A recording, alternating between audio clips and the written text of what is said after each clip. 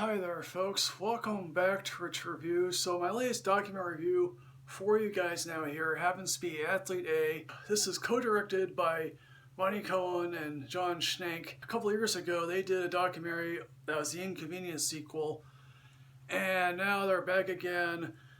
And it's been an amazing couple of years for sexual abuse survivors, because we got the Michael Jackson documentary, we got the R. Kelly documentary, we got the Jeffrey Epstein documentary, you got the On the Record documentary. Now last year I did a review of At the Heart of Gold Inside the U.S. Gymnastics Scandal, and now what I'm going to be saying pretty much here is a rehash of what that documentary sort of did, but what this documentary also happens to do is tell the story of the Indianapolis Star reporters who helped cultivate the story and help break the story. Now granted, if I had not seen that original documentary, I'd be enthralled by this documentary.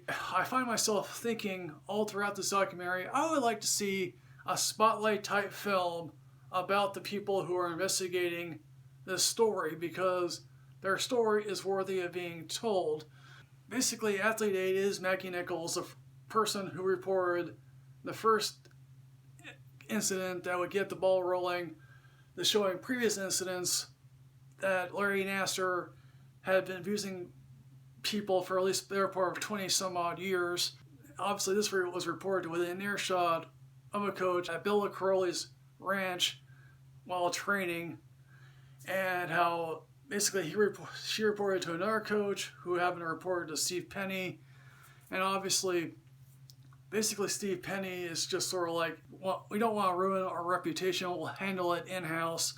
Now of course, in order to get a report to the police, we come to realize here is, oh yeah, you need to file a complaint. Also, your parents also need to file a complaint with you.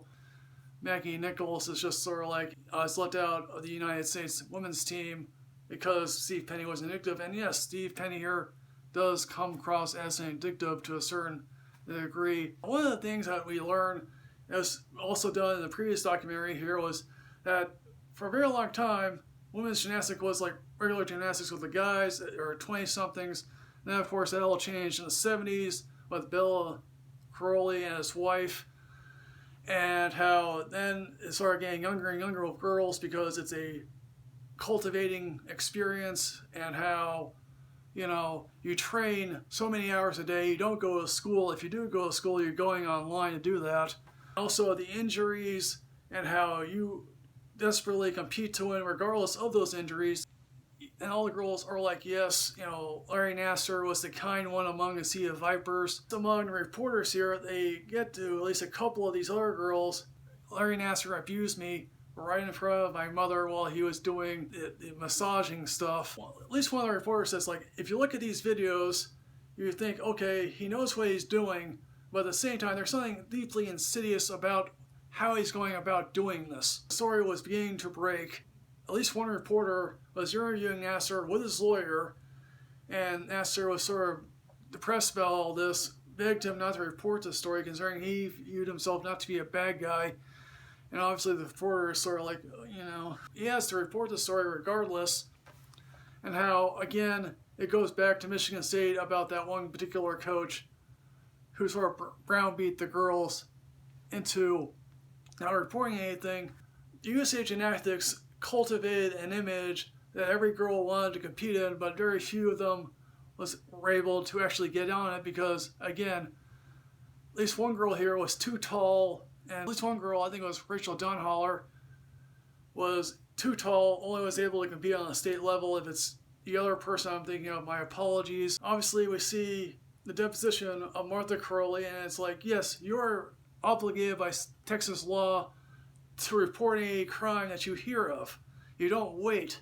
And we come to realize, oh yeah, Steve Penny was trying to cultivate a relationship with a couple of FBI agents, one of whom he thought, okay, maybe he wanted a job at USA Gymnastics. Obviously, we do get Maggie Nichols' parents, who are sort of like, they're just sort of dumbfounded how this never went anywhere for a very long time. And then eventually, they just came to realize, oh yeah, we need to move on and we need to report all this. The Indianapolis Star reporters were just sort of amazed at how many women were coming forward saying Nassar had abused them. And to see that see Penny was arrested, satisfying in of itself, and to see the tongue lashing that Larry Nassar got at his court sentencing hearing is all the more satisfying. We do get the two prosecutors here who are just over the moon that they are able to convict the guy. Of course, at the same time, if you watch that original film I saw last year, Larry Nassar could have gotten a lighter sentence, but of course he said, blah, blah, blah, all the woman's fault, and he sort of got the hammer thrown down on him. If you're thinking to yourself, I've exhausted the nether regions of my queue or Netflix in and of itself, here's another film for you guys to watch. So in the end, folks, what I'm going to say about Athlete A, I am going to give this a Leave Work Early ranking, even though, as I said, I've seen the previous film that came out last year on HBO, which is probably still out on HBO. So, folks, Athlete 8, have you seen this? What did you think? Please put everything in the comment box below here, folks. As always, folks, like, comment, subscribe, and enrich yourself with knowledge. I'm on Twitter at Michael Rich Reviews 2. I'll see you next time, folks. Yes, hooray.